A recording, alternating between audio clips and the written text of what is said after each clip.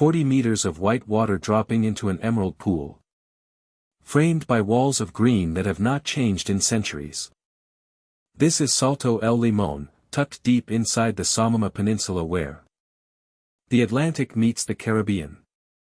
Most visitors stay on the coast, but the real soul of this region beats inland, along muddy trails that wind through working farms.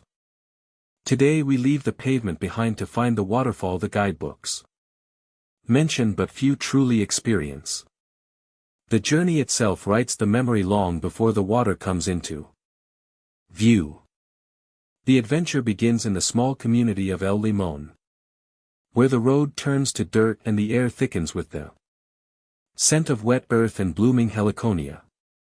Here, horses wait patiently under mango trees, tack-worn smooth by years of daily use. These are not show ponies for tourists, they are working animals that know every root and rock of the path better than any guide. You mount up, adjust your stirrups, and the convoy moves out single file toward the mountains. The rhythm of hooves on packed clay sets a pace that forces the modern world to fall away. The trail climbs steadily through a landscape stitched together by agriculture rather than wilderness. On either side, cacao trees spread glossy leaves, their pods ripening from green to yellow to deep burgundy. Further up, coffee bushes cluster in the shade of taller canopy trees, the berries turning red against dark foliage. Farmers tend these plots by hand, moving between rows with machetes that flash in the filtered sunlight. This is a productive landscape, feeding families and export markets alike. And the trail is its main artery. You pass through someone's livelihood with every stride. Cacao here carries a history as rich as its flavor. Introduced centuries ago and refined by generations of Dominican growers. The variety grown in Samaná is prized for its fine aroma. A genetic legacy nurtured in these specific microclimates. You might see fermentation boxes tucked beside a farmhouse, where beans sweat for days to develop complex notes before drying on raised beds. The smell is faintly sweet, acidic, unmistakable, rising from the wooden crates. In the tropical heat, chocolate begins here, in mud and humidity, long before it reaches a factory. The horses navigate stream crossings where water rushes over smooth stones, cool against your ankles if you dismount. The trail narrows, pressing close to hillsides where ferns unfurl at eye level and bromeliads cling to branches like chandeliers. Birdsong layers the air, the sharp whistle of the Hispaniolan woodpecker, the liquid trill of the black-whiskered vireo. Your guide points out a cotora, the endangered Hispaniolan parrot, flashing green through the canopy. This corridor connects protected areas, a lifeline for species found nowhere else on Earth. The sound arrives before the sight, a low thunder vibrating through the soles of your boots. The trail opens suddenly onto a rocky amphitheater where the river launches itself over a basalt ledge. 40 meters of free fall, the water atomizing into mist that rainbows in the afternoon sun.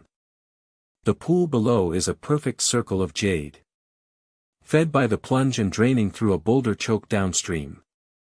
Vines curtain the side walls, dripping constantly, and the air is 10 degrees cooler than the trail. You have arrived at the destination, but the approach made it earned. The horses are tethered in the shade while you descend the final steep section on foot, grabbing roots and limestone outcrops for balance. The rocks near the spray are slick with biofilm, treacherous if you rush. Locals swim here year-round, diving from ledges into the deep center where the current cannot reach. The water is bracing, fed by springs high in the Cordillera, and it shocks the heat from your skin instantly. You float on your back, looking up at the curtain of water, framing a slice of intense blue sky. The world narrows to this basin, this moment, this temperature. Behind the cascade, a shallow cave opens into the rock face. Carved by centuries of hydraulic pressure. You can walk behind the veil, the roar becoming a physical pressure. On your chest, light filtering through water in shattered prisms. The Taino people knew this place, though their traces are subtle. Ground into the landscape by time. Archaeologists have found ceremonial artifacts in nearby shelters, evidence that the waterfall held spiritual weight long before horses or tourists arrived. The water connects past to present in a single continuous flow. Lunch arrives wrapped in banana leaves, carried in saddlebags by the wranglers, who know exactly how long the swim lasts. Stewed beans, white rice, fried plantains, and a slab of queso de frere that squeaks against your teeth. A salad of tomato, onion, and cucumber dressed with bitter orange juice cuts the richness. You eat with your fingers, leaning against a warm boulder. The mist settling on your forearms. No restaurant view in the capital competes with this dining room. The simplicity sharpens every flavor. The return trip follows the same trail, but the light has shifted. Slanting gold through the cacao groves at a lower angle. Shadows stretch long across the furrows, and the horses pick their way home with the certainty of routine. You pass the same farmers, now loading sacks onto motorcycles or leading donkeys piled with harvest. The rhythm of the valley reasserts itself, the waterfall fading behind you. Into the green wall. The mud on your boots is the only proof you were there. Memory settles into muscle before it becomes story. Back in El Limón, the community moves at its own pace. Unhurried by the comings and goings of visitors. Women sweep dirt yards with brooms made from palm fronds. A colmado blares bachata from a speaker wired to a car battery. Children play vatilla in the street with a broomstick and a plastic bottle cap. The waterfall feeds the river that irrigates their fields. Powers their lives in ways invisible to the casual eye. Tourism is a thread in the fabric, not the whole cloth. That distinction matters. The Samaná Peninsula holds other secrets, Los Hadeses with its mangrove tunnels. And Pictograph Caves, the whale sanctuary where humpbacks breach January through March. Beaches where leatherbacks nest under moonlight.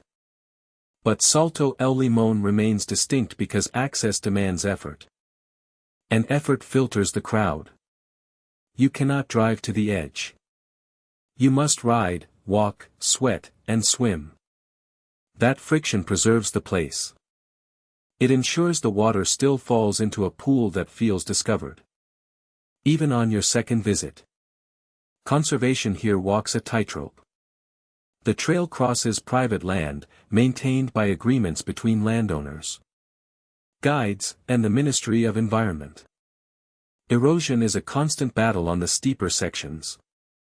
Mitigated by stone steps and drainage ditches dug by hand. Waste management relies on carry-out discipline, enforced by peer pressure and pride. The system is fragile, human, and functioning. Visitors who respect the rules become temporary stewards. Those who do not threaten the arrangement for everyone. Night falls fast in the tropics, and the peninsula goes dark except for scattered porch lights and the Milky Way spilling overhead. The waterfall never stops, fed by clouds that catch on the mountains and surrender their moisture. Somewhere upstream, a spring bubbles from limestone, beginning the journey that ends in that jade pool. The horses dream in their corrals. The cacao pods swell imperceptibly. Tomorrow the first riders will appear on the trail again. And the cycle repeats. The water remembers every hand that touched it. Salto El Limón is not a spectacle you watch.